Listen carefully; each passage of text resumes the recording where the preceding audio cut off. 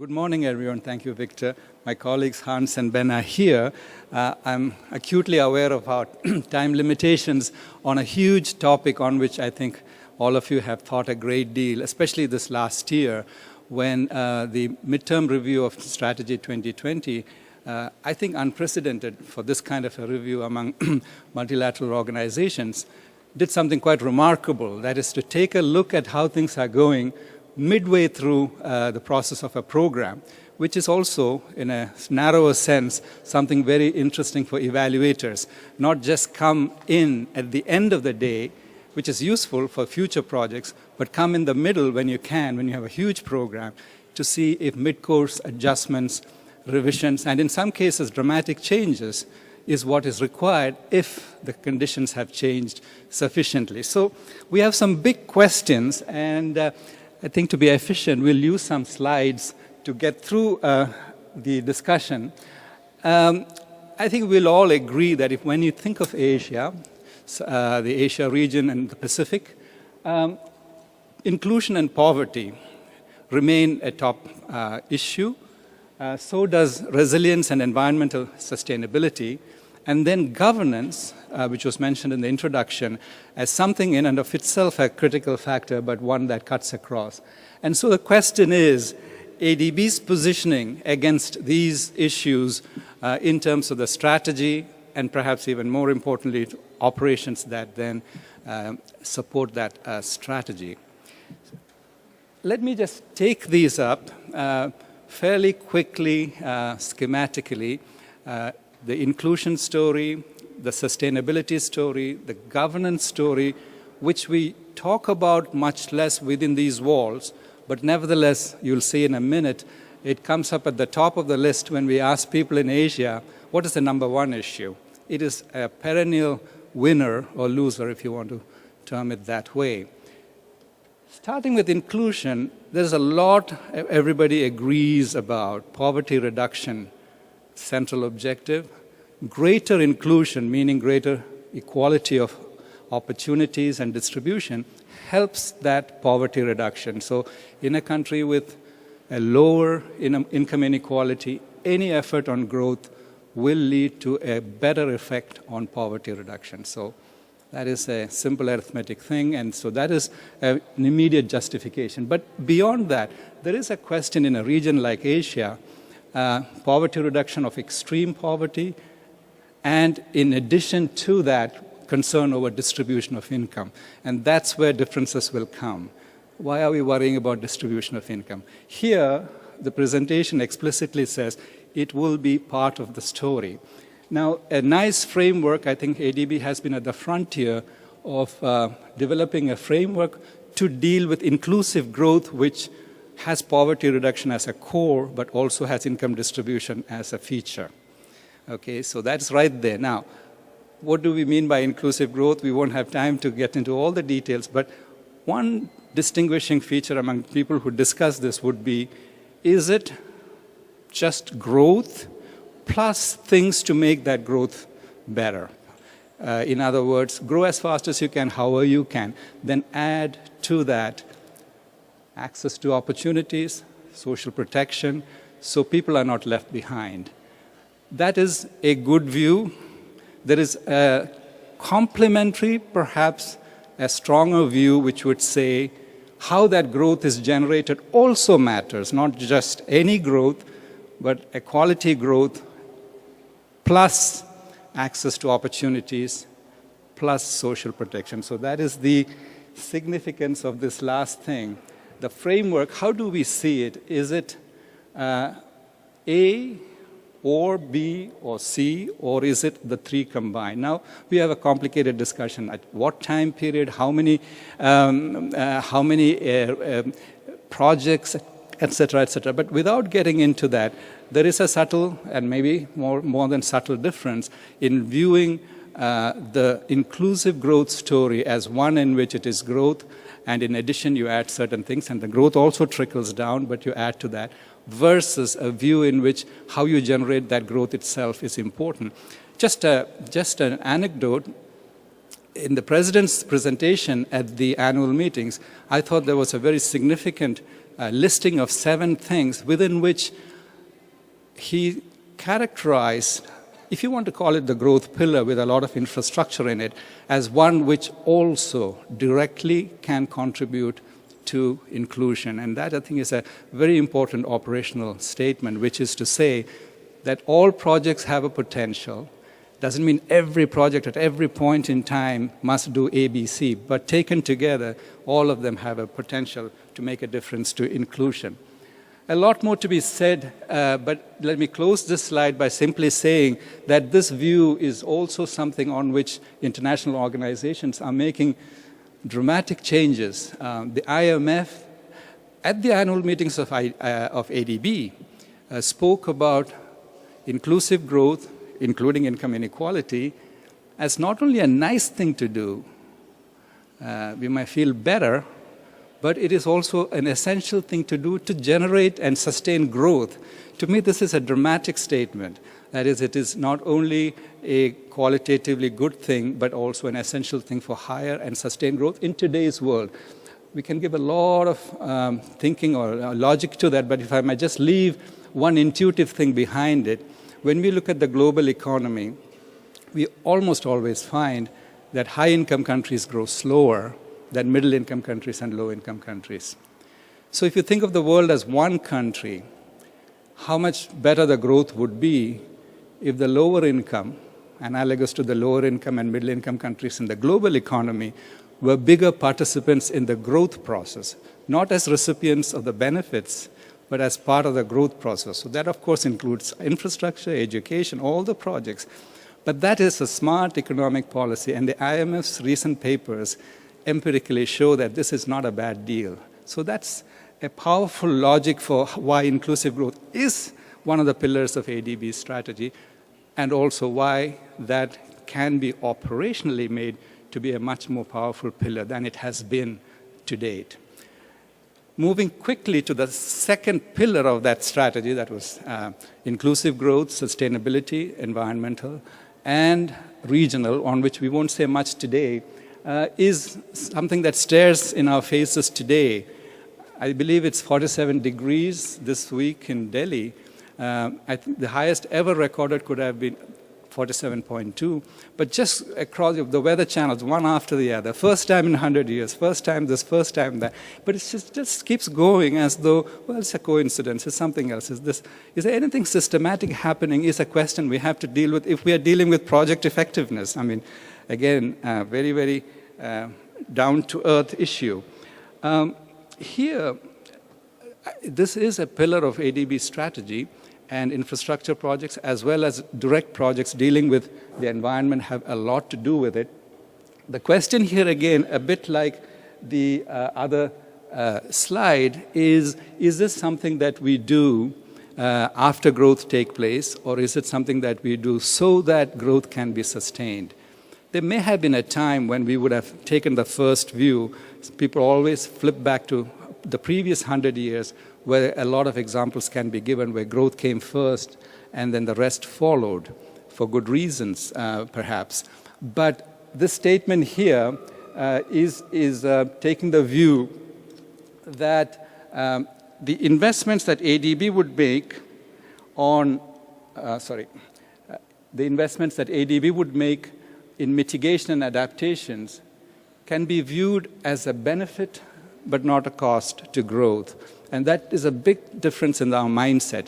If you have a natural disaster project, is this something that we are dealing with to take care of an irritant that happened, or is it, again, smart economics, because these are likely to happen more systematically? And the systematic part of it is where the climate change makes a difference. If you view that there is a systematic change taking place in the scenario of natural disasters, for instance, then the response that we would have would be different.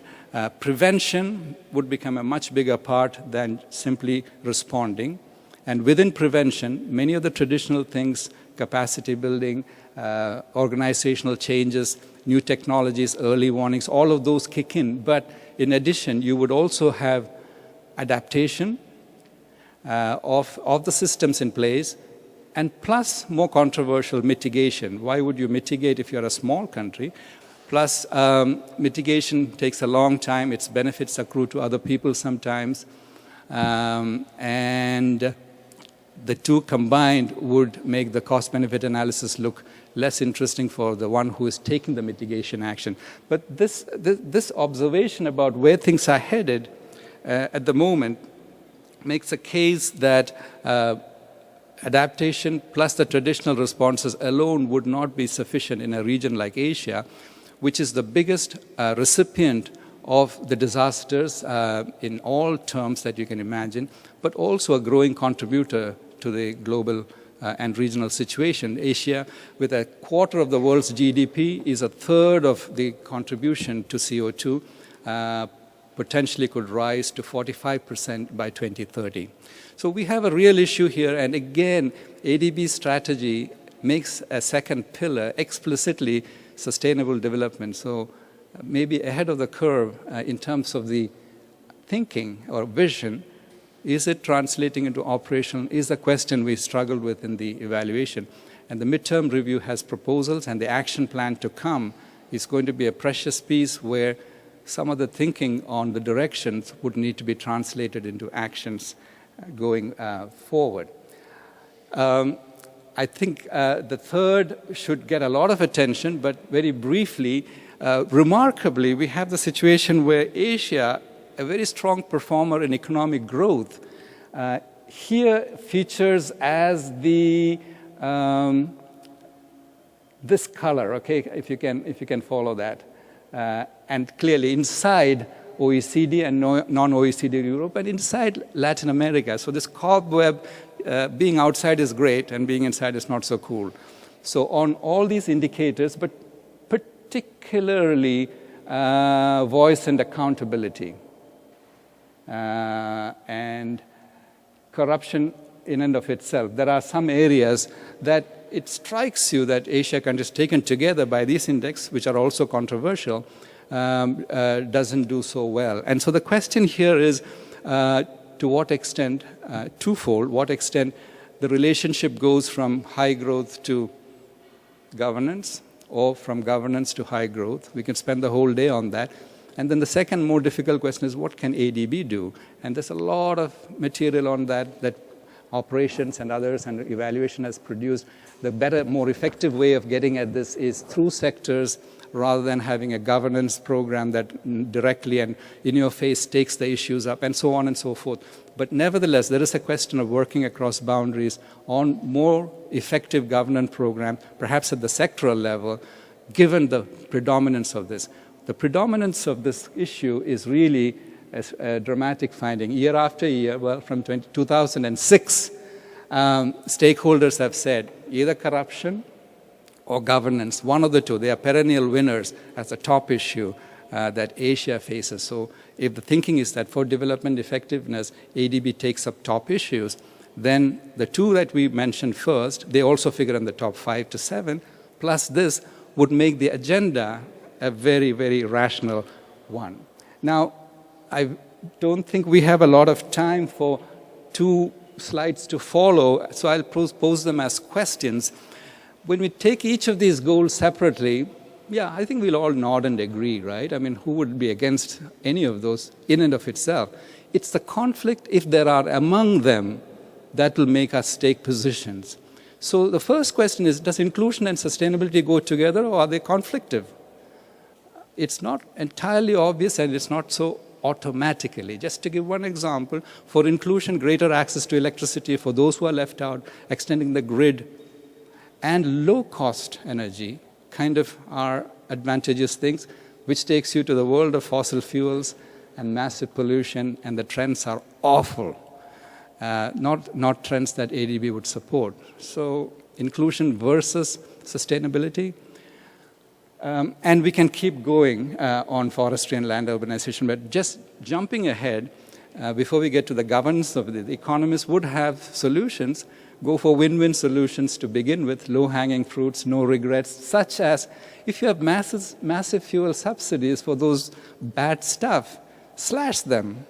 Okay, everybody wins except those who lose out the special interests. Renewable energy, yeah, the cost differences are coming down. These are the, very, very quickly, the high cost of renewables, low cost of fuels, fossil fuels, the difference coming down.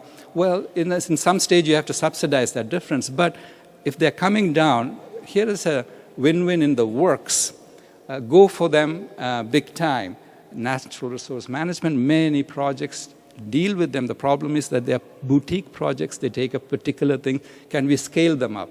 So trade-offs, yes, let's not deny that they exist. Solutions exist, maybe more analytically and in economic terms. Will there be the political will to take on special interests in countries, in ADB, to make those policies work? So that's the nature of the issue that we would face. The second one, trade-offs between, I'm going back to those three things: inclusion, sustainability, governance. So the first two first. Second and third, environment and governance, trade-off or complementary. Here, study after study says this. We can keep debating that they kind of go together, meaning better governance is really good for the environment. Or you can have stories of forestry where deforestation can be really pegged on bad governance more than anything else, not so much on the technical solutions, but plain corruption. Okay, so here it's a bit easier in the sense that if they are win-win, can we go to town with the two together, bring in governance into our programs a little bit through the sectoral door and make them more effective. That's a concrete implication for ADB. In the interest of time, we'll jump to the last slide, which is, okay, three pillars, three big goals. I didn't pick up the regional integration part. Some conflicts, actions, etc. Maybe we can have a healthy discussion and some understanding of what some of the win-wins would be, and then some of the more difficult ones where we need to act. But okay, if we know, why don't they happen? At the country level, it has to do with a lot on the governance side. And jumping to ADB, here too, it may be some of the internal governance with probably a small g that is at play. If some of these issues of conflicts by their nature involve two departments, do they automatically work together? Because that's the way we see the issues, so the incentives are so clear that they come together automatically. Or is it something that you have to really push for? Or is it the other extreme, which is one is discouraged even to do that because of the way the incentives work? So this is a tough but a very critical issue, because we can do all we want on the technical, but if we don't deal with, we can make the crucial links, seek the complementarity, get the public and private links understood, because regulatory reform by the public is so good for transactions in the private. HQ and RM working together, decentralization, done a lot, but can we transfer some of the responsibilities so the linkages can be better made at the ground level, all of that. But here, even if we agree on the issues and the possible links, are there issues of governance with a small g where we could, in real time, because these are under the control of the organization, do things that will make those things work? So among that list, let me just say, working across boundaries, we keep coming in evaluation is a critical contributor to development effectiveness. Incentives to achieve outcomes. So building a road is one thing. Outcome is market development, for example. So that requires that working across boundaries. Are those incentives there? Follow-up and supervision, because these outcomes are not about taking the project to the board, it's more about getting them. So it takes time. So the follow-up, how strongly is that stressed? And then one final one, it's also relating to the evaluation world. Do the evaluators provide incentives for those directions or not?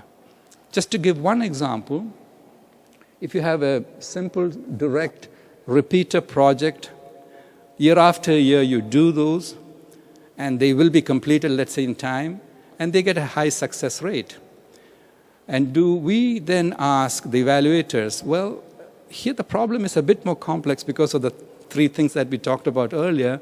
are there incentives given to actually taking a risk, even if, well, you don't want the project not to go in time, but even if it is a little bit more complicated in its achievement of outcomes, or do we give a discouragement to making those by showing that the ones with the highest success are the simple repeater projects which have a straight linear progression. So risk-taking and innovation is something that can pay off if done well, but the evaluators also have a role in having techniques and methods and conversations that encourage innovation and risk-taking and not discourage. This is a big topic. I see the deck chair here.